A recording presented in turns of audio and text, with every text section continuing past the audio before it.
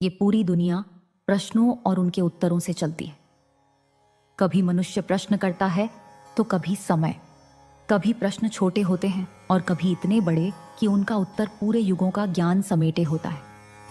और ऐसे ही एक प्रश्न के उत्तर में जन्म लिया इस दुनिया के सबसे बड़े ग्रंथों में से एक, रामायण ने। इस कहानी की शुरुआत होती है एक ऐसे स्थल से जहां प्रकृति अपने सब रंगों के साथ विराजमान थी।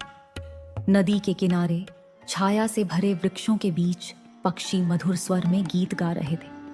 उसी प्रकृति के बीच एक कुटिया थी जिसमें बैठकर ऋषि वाल्मीकि अपने ध्यान में लीन, शब्द से परे मन के समुद्र में शांति की लहरों पर तैरते हुए। तभी उस मौन को तोड़ता है एक दिव्य उपस्थिति का आभास। आसमान से जैसे प्रकाश की एक रेखा उतर रही हो और उस रोशनी के बीच प्रकट हुए महाहर्षि नारद। वे जो लोकांतर की यात्रा करते हैं, वे जो देवों, असुरों और ऋषियों के द्वार तक जा चुके हैं, वे जो सब ज्ञान के सागर हैं लेकिन फिर भी अपने वीणा के सुरों से सदा आनंद वितरित करते हैं। वाल्मीकि ने नारद का स्वागत किया और जब दोनों महापुरुष एक दूसरे के सामने बैठे तो प्रश्न जन्मा। महर्षि, एक प्रश्न है मेरे मन में जो मुझे व्याकुल कर रहा है।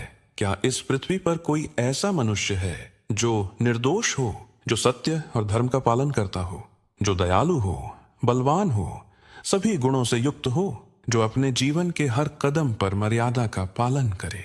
कुछ पल के लिए नारद मुस्कुराए, जैसे उनके मन में युगों पुरानी यादें लौट आई हों, और फिर उन्होंने बस एक नाम लिया, राम।